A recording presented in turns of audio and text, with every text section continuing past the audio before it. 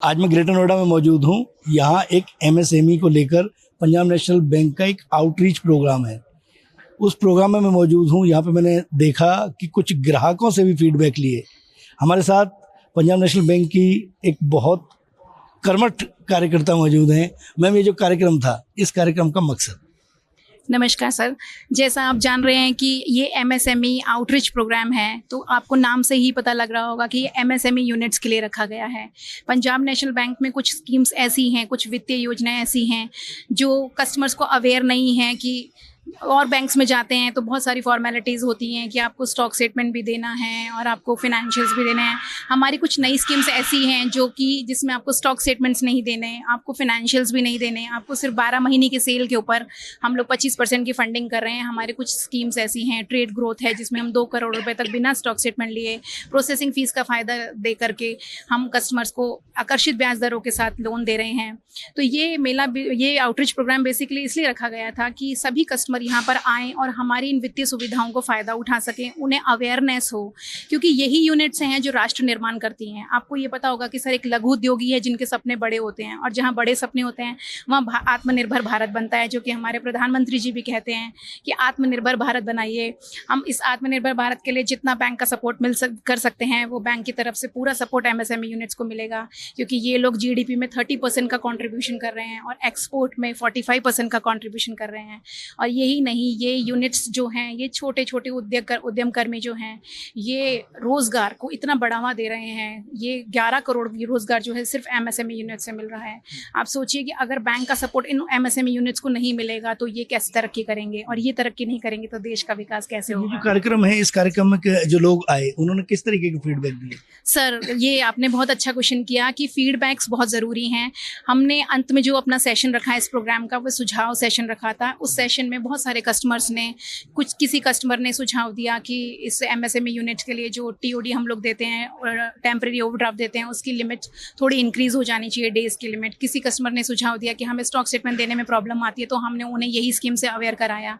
तो जो कस्टमर के सुझाव थे वो इसी तरीके थे कि कस्टमर्स को ये अवेयरनेस मिल सके कि हमारे पास उन चीज़ों का सॉल्यूशन है। कई बार कस्टमर झिझकता है वहाँ एमसीसी प्रीमाइस में आने के लिए कि वहाँ जाएंगे तो पता नहीं क्या सॉल्यूशन मिलेगा, क्या नहीं मिलेगा। अभी इतनी स्कीम्स हैं मार्केट में, और हम लोगों का जो बेसिक स्कीम में सबसे ज़्यादा बेहतरीन जो है वो ये है कि अन्य बैंकों की तुलना में हमारे जो रेट ऑफ इंटरेस्ट हैं वो बहुत ही आकर्षक हैं। आप ये सोचिए कि छोटे यूनिट वाले जो स्टार्टअप कर रहे हैं, पहले 10 लाख रुपए तक का मुद्रा लोन था, अभी हमारी वित्त मंत्री श्रीमती निर्मला सीतारमन जी ने उसे लिमिट बढ़ा करके 20 करोड़ दे दिया, 20 लाख रुपए कर दिया है, क्षमा कीजिएगा।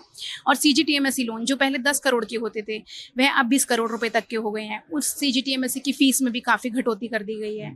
तो जिस तरीके से हमारे देश के जो भारत के अधिकारी हैं, निर्मला सीतारमन जी हैं और हमारे प्रधानमंत्री जी, जिस तरीके से एमएसएमई यूनिट्स को बूस्टअप कर रहे हैं, तो उसमें हम लोगों का जितना ज़्यादा कॉन्ट्रीब्यूशन हो सकता है हम कर रहे हैं। और इसीलिए हम लोग ये यहाँ पर हम लोगों ने ये पैन इंडिया में, पूरे इंडिया में हर सर्किल में, हर मंडल में इस चीज़ का आयोजन आज किया जा रहा है।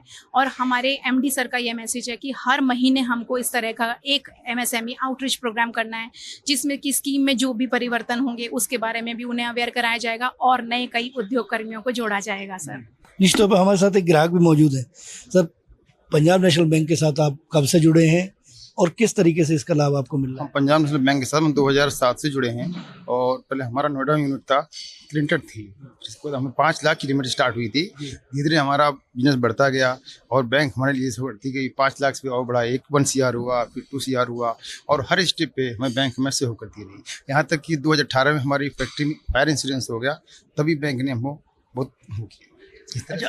अच्छा, आजकल डिजिटल जो फ्रॉड है वो बहुत हो रहा है, इस पे एक ग्राहक होने के नाते आप क्या समझते हैं?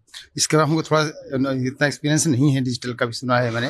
बाकी हम जो भी ऑनलाइन जो है पेमेंट करना, सब करना, चेक से ना करके, ये सब काफ़ी अच्छा हो गया। पहले बैंक जाना पड़ता था, अब जाने पड़ता है। यहाँ तक कि लोग कहते हैं ना कि प्राइवेट बैंक बहुत अच्छी होती है, नेशनलाइज बैंक में थोड़ा सा ये चार्जेस काटते हैं, बट हमको ऐसा महसूस नहीं हुआ। यहाँ तक कि जितनी मेरी बैंकिंग है केवल पीएनबी के साथ में है, मेरा किसी और अकाउंट में कहीं कोई हमारा कोई वो नहीं है, ना सेविंग अकाउंट कोई अकाउंट है, ना कुछ नहीं। कुछ बदलाव की जरूरत है बैंक को? नहीं, हमें कोई, हाँ, जैसे मान लो कि सर्विस धीरे धीरे इंप्रूव करते जा रहे हैं, हम भी अपना, ऐसा नहीं कि बैंक अकेले कर लेगी, हमें उसको सपोर्ट करना पड़ेगा, दोनों तरह से सपोर्ट करना पड़ेगा। बैंक भी करती है और हम भी करते हैं, तो बढ़ते जाएंगे। और ऐसा नहीं है, हमें ऐसा लगता है कि फैमिली के साथ जुड़े बहुत अच्छा और आगे भी जुड़े रहेंगे। अभी हमने परसों ही और अपनी इन्हेंसमेंट के लिए DBA सर को किया है, उन्होंने उसमें में हमने सब लोगों ने काफ़ी हमें किया है और कहते हैं बहुत जल्दी हम कर देंगे। तो हमेशा हमारे साथ में खड़े रहते हैं, कभी कोई दिक्कत आती है हम डिस्कस करते हैं और पूरी करने की कोशिश करते हैं। हमें ऐसा लगता है हमारी बैंक जो है ना साथ में बिल्कुल फैमिली रिलेशन होते जा रहे हैं, ऐसा है। देखिए बैंक जो है ना, बैंक के साथ आपके अगर पारिवारिक रिश्ते बन जाते हैं तो स्वाभाविक तौर पर एक परिवार की तरह से जिस तरीके से आप अपने सुख दुख का ध्यान रखते हैं, तो बैंक भी आपका सहयोगी बनता है। कैमरा पर्सन अमित के साथ राजकुमार चौधरी, नेटवर्क 10, नोएडा।